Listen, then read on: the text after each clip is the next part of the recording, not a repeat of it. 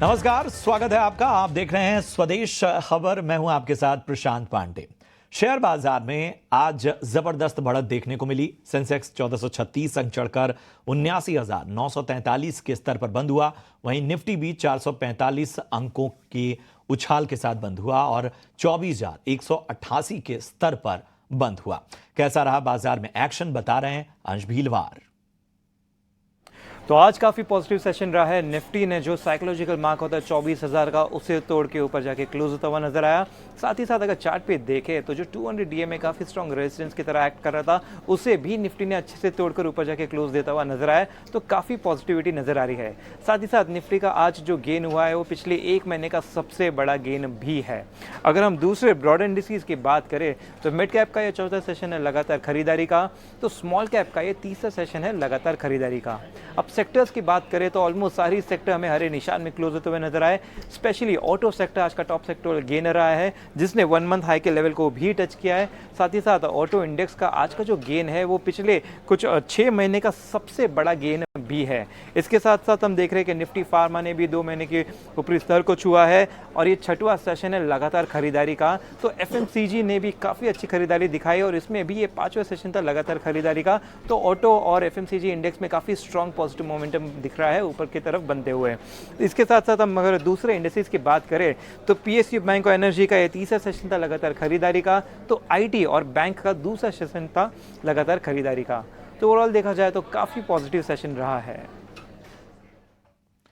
और अब बढ़ते हैं अपने खास सेगमेंट 5 का पंच की तरफ, जहां मेरे सहयोगी रविंद्र आपको बताएंगे कि आखिर किन शेयरों और सेक्टर्स ने लगाया मार्केट में एक्शन भरा पंच।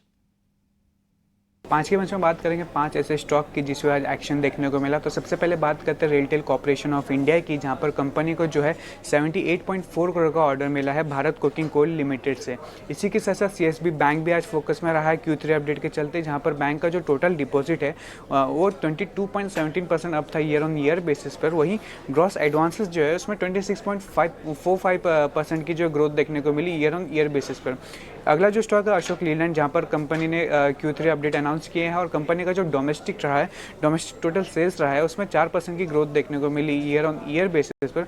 वहीं अगर बात करें डोमेस्टिक और एक्सपोर्ट दोनों की, तो उसमें जो है उसका जो सेल्स है वो 5% अप था ईयर ऑन ईयर बेसिस पर। अगला जो स्टॉक फोकस में हो आइशर मोटर, जहाँ पर कंपनी का जो मोटरसाइकिल ग्रोथ है उसमें 25% की ग्रोथ देखने को मिली ईयर ऑन ईयर बेसिस पर दिसंबर के महीने में।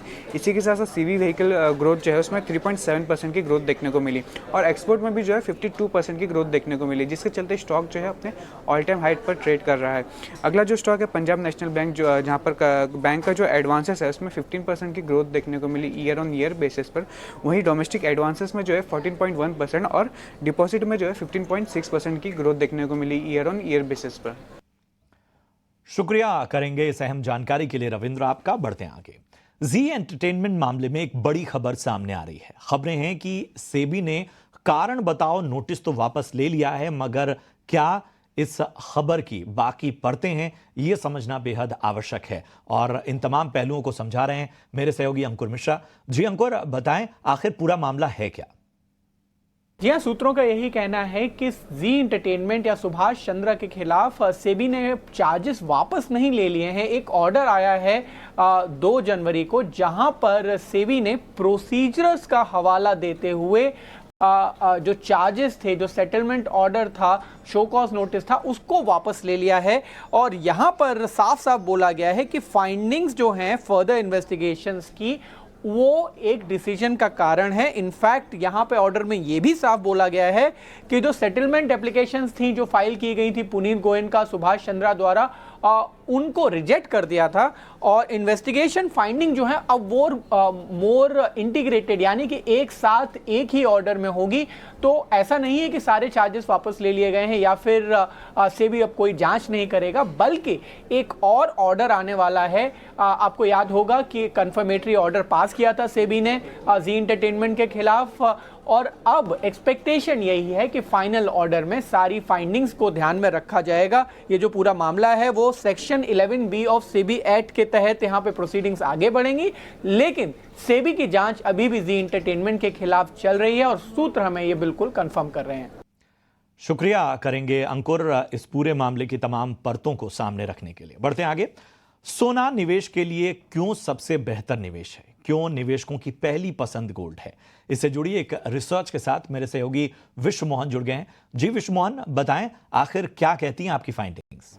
देखिए, इस रिपोर्ट में ये कहा गया है कि 2000 से 2024 तक यानी 25 साल में सोने ने CAGR अगर कंपाउंड एनुअल ग्रोथ रेट की बात करें तो वहाँ पर 12.25% के आसपास सालाना रिटर्न निवेशकों को मिला है। और इन 25 सालों में सिर्फ 3 साल ही ऐसा था जब सोने ने निगेटिव रिटर्न दिया। तो एक ज़बरदस्त रिटर्न गोल्ड में ही इन 25 सालों में देखने को मिला है। अगर आप 10,000 रुपये की SIP करते तो अब तक आप 2 करोड़ के मालिक गोल्ड से हो जाती है। और गोल्ड के साथ सबसे अच्छी बात है कि ये एक सेफ हेवन बाइंग है, जहाँ पर आपकी जो रिस्क होते हैं वो काफ़ी कम होते हैं। बाकी एसेट क्लास के मुकाबले यहाँ पर रिस्क काफ़ी कम होता है और रिटर्न बाकी एसेट क्लास की तरह डबल डिजिट ही नहीं, 12.25% हैंडसम रिटर्न माना जाता है। क्योंकि लंबी अवधि में अगर इस तरह के CAGR रिटर्न मिल रहा है तो आपके लिए बहुत अच्छी बात है। कब अगर गोल्ड की अगर बात करें कि कब सोने ने ज़ोरदार रिटर्न दिया, 2001 जो IT बबल था उसके बाद का रिटर्न देखें तो उसके ठीक 1 साल बाद 24% का रिटर्न हमने 2002 में देखा था। इसके अलावा बड़ा रिटर्न 2005 में दिखा था।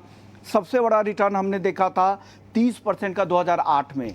जो फाइनेंशियल्स क्राइसिस जो आया था, US सब प्राइम क्राइसिस, उसके उस साल सबसे ज़्यादा लोगों ने पैसा गोल्ड में लगाया था, उनको सबसे ज़्यादा भरोसा दिखा था। इसके अलावा 2011 में फिर से करीब 31% एक साल में गोल्ड ने रिटर्न दिया था।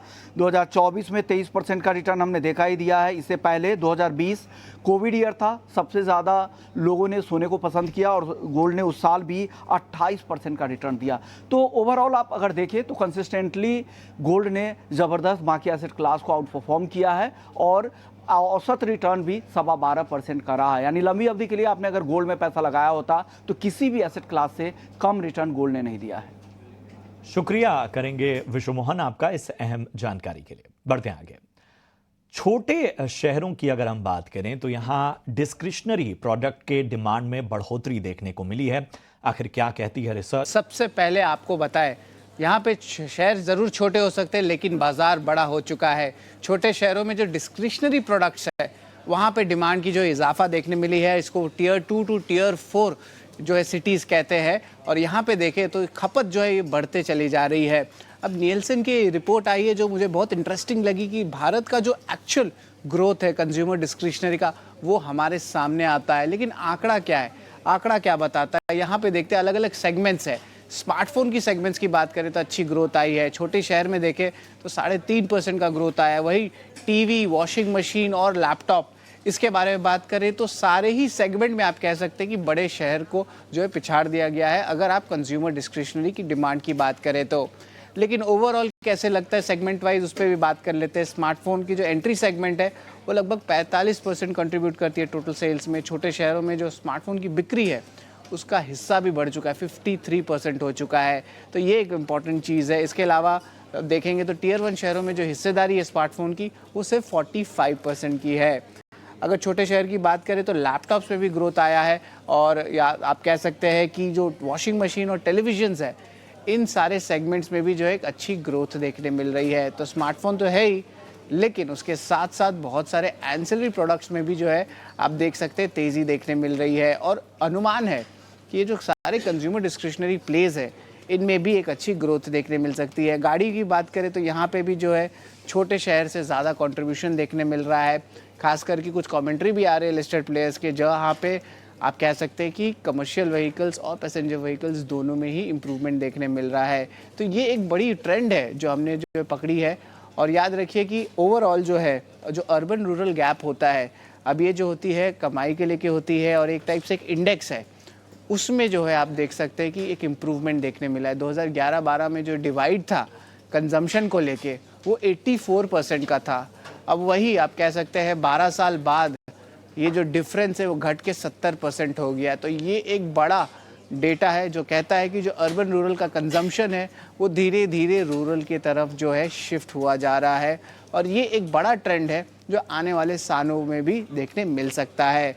इसके अलावा जो है एंट्री और मास सेगमेंट प्रोडक्ट्स में भी देखें तो हायर शेयर सेल्स जो है छोटे शहरों में भी देखने मिला है। तो एक बहुत इंटरेस्टिंग रिपोर्ट जो है निएल्सन ने लाए, जहाँ पे उन्होंने बताया कि शहर ज़रूर छोटा हो सकता है लेकिन बाज़ार बड़ा है और डिमांड भी बड़ा है।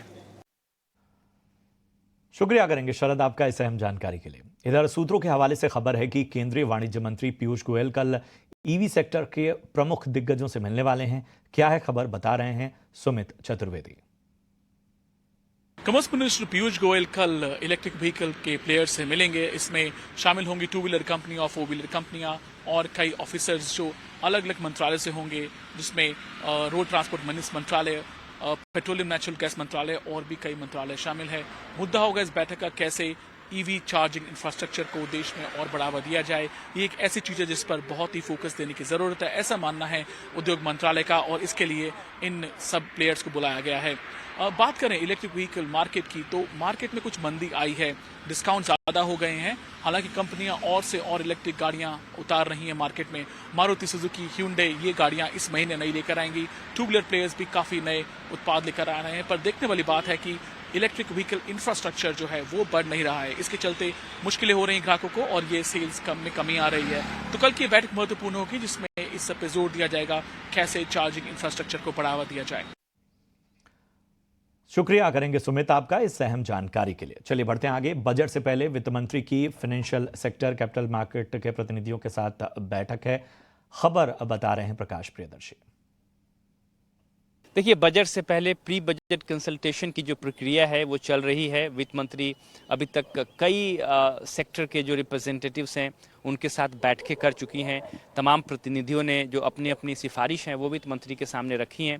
आज जो एक इम्पॉर्टेंट बैठक होने जा रही है, तो आपको बता दें इस खबर को लेकर हम आगे आपको अपडेट देंगे, लेकिन फिलहाल खेल जगत से एक अहम खबर है। खेल मंत्रालय स्पोर्ट्स अवार्ड का ऐलान कर चुका है।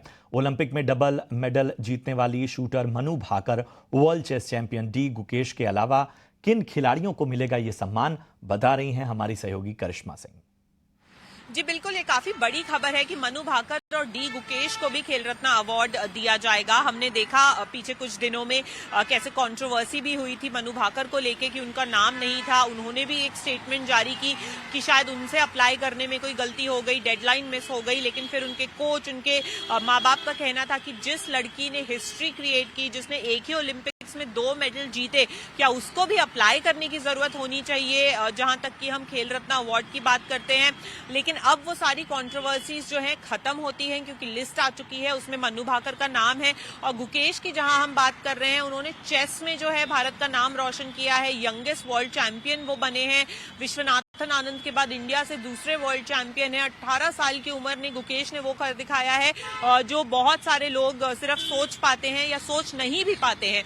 तो कहीं ना कहीं बहुत ज्यादा डिजर्विंग है ये दोनों। इनके अलावा हरमनप्रीत सिंह जो हॉकी के कैप्टन हैं, उनको भी मिला है खेल रत्न अवार्ड। और प्रवीण कुमार जिन्होंने पैरा एथलेटिक्स में गोल्ड मेडल जीता, पेरिस पैरालंपिक्स में, उनको भी गोल्ड मेडल जिन्होंने जीता था उनको भी खेल रत्न अवार्ड दिया गया है। अर्जुना अवार्ड भी दिए गए हैं पैरालंपियंस को, ओलंपियंस को। सरबजोत हो गए, रुबीना फ्रांसिस हो गई। तो सारे खिलाड़ी जिन्होंने भारत का नाम रोशन किया है उनको उनका ड्यू क्रेडिट दिया जा रहा है। ये करिश्मा आपका इस अहम जानकारी के लिए। शेयर बाजार के लिहाज से 2024 काफी शानदार रहा, लेकिन क्या ये तेजी 2025 में भी जारी रहेगी? किन सेक्टर पर करना होगा फोकस? बाजार के तमाम पहलुओं पर हमने खास बातचीत की दिग्गज निवेशक मनीष डांगी से। आप भी इस बातचीत का आनंद लीजिए। नमस्कार मनीष जी, बहुत स्वागत है आपका 18 आवर्स स्वदेश पर। सबसे पहले अपना समय देने के लिए आपका शुक्रिया and happy new year to you sir. आपको भी नए साल की बहुत बहुत शुभकामनाएं।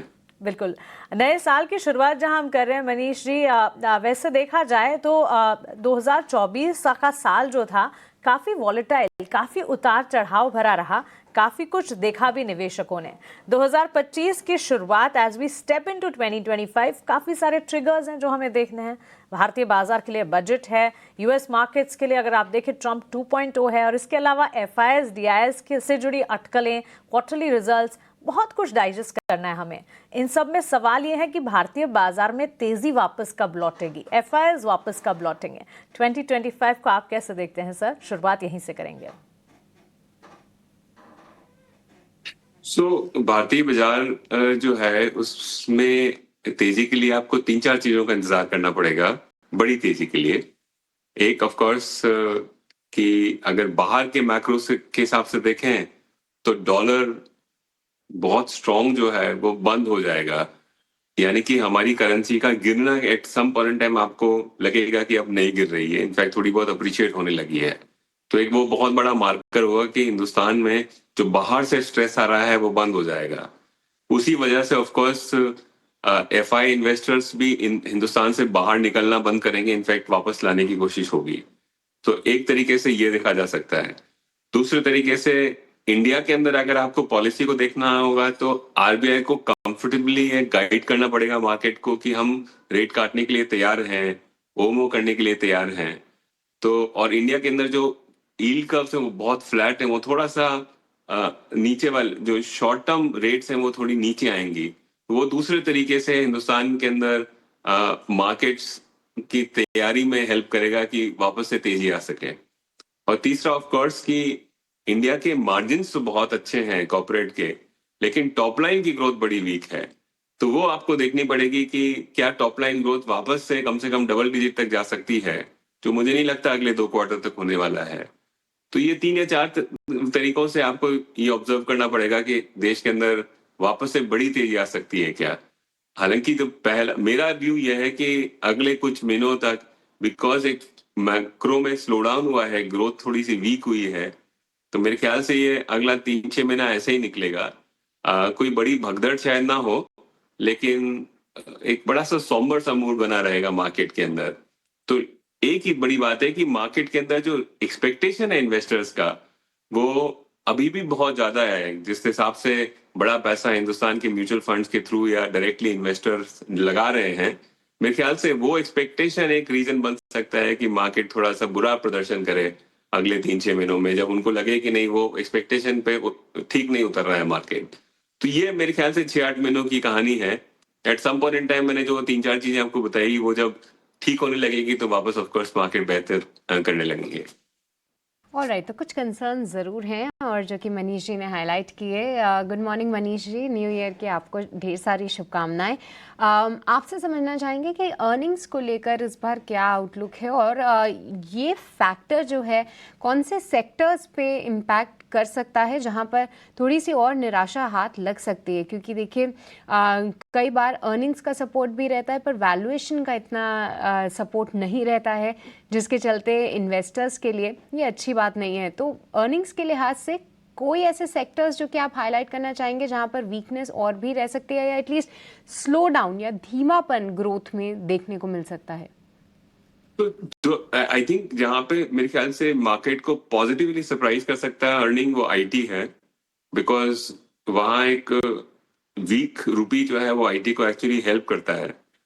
तो मेरे ख्याल से वहां पे जो 2022 के बाद में काफी खराबा आ गया था in terms of earning growth, थोड़ी बेहतरी हुई है, लेकिन 2025 मेरे ख्याल से मार्केट की एक्सपेक्टेशन से बेहतर करेगी आईटी की अर्निंग्स।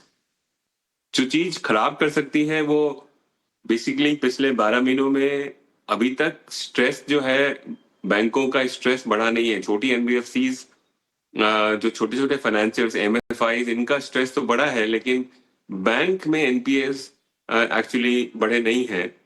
मेरा ख्याल है कि अगला 12 महीनों में वहां पे स्ट्रेस जो है वो धीरे धीरे आ सकता है। शुरुआत ऑफ कोर्स क्रेडिट कार्ड से ऑलरेडी हो चुकी है, लेकिन दूसरे रिटेल पोर्टफोलियोज के अंदर भी बैंकों के स्ट्रेस आ सकता है। और एक और बात की, बैंकों की जो क्रेडिट ग्रोथ है वो काफी धीमी हो गई है। इवन मॉर्गेज ग्रोथ जो 15-16%, 17% पे हमेशा रहती थी, वो 12% पे आ गई है। तो मेरे ख्याल से बैंकों की अर्निंग जो है वो मार्केट की एक्सपेक्टेशन के बनिस्बत थोड़ी सी म्यूटेड रह सकती है। अगर आप लोकल कंजम्पशन में देखें तो मेरे ख्याल से रूरल कंजम्पशन के जो प्लेस हैं वहां पे अर्निंग्स में थोड़ी बेहतरी हो सकती है, क्योंकि वो काफी वीक रहा है कुछ सालों से। बट अर्बन कंजम्पशन की प्रॉक्सीज जो हैं, रियल स्टेट से रिलेटेड चीजें जो हैं, वहां पे अर्निंग्स के अंदर डिसअपॉइंटमेंट आ सकता है। सो मार्केट्स के अंदर एक बिग पिक्चर तो हम ये बोल सकते हैं कि ओवरऑल स्लो डाउन रहेगा और अर्निंग्स के अंदर डिसअपॉइंटमेंट ज्यादा रहेंगे, लेकिन वहां पे भी काफी बड़ा वेज है कि कुछ चीजें शायद थोड़ी बेहतर करें और अक्सर चीजें जैसे मैंने बताया वहां पे वीकनेस परसिस्ट करें for longer than we all are prepared for.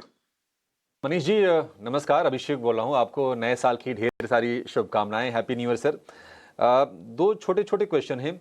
एक तो ये कि पिछले 3-4 साल में हमने कई नई नई थीम्स देखी हैं। प्लेटफॉर्म वाले शेयर चले, ईवी की थीम आई, एआई की थीम आई, इस तरह के थीम्स बाजार में आए हैं।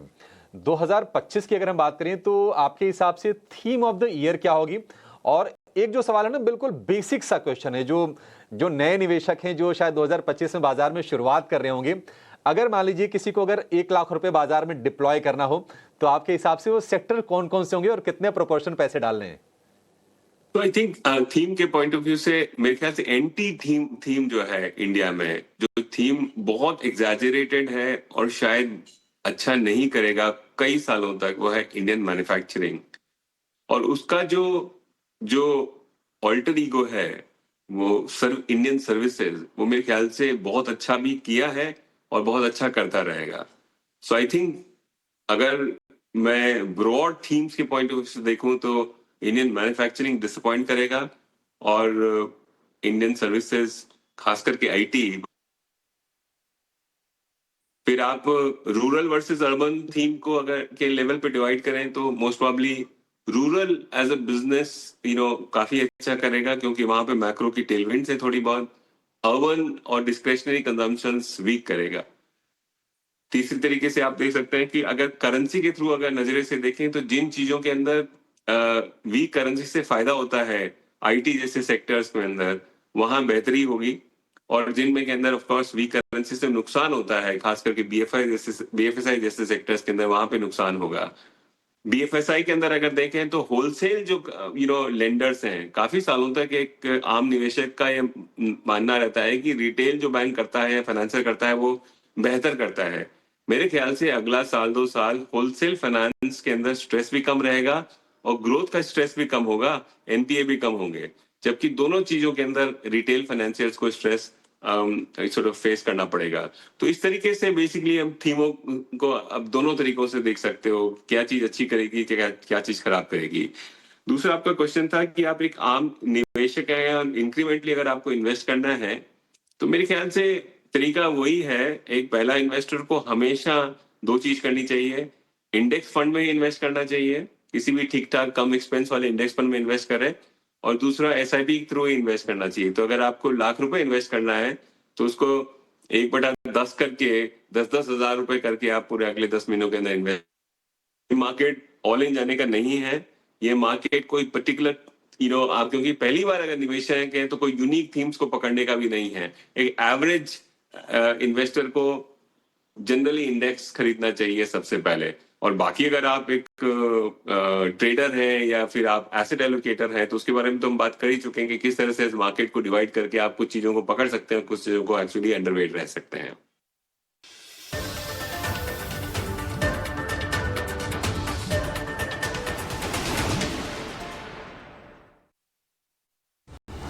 in association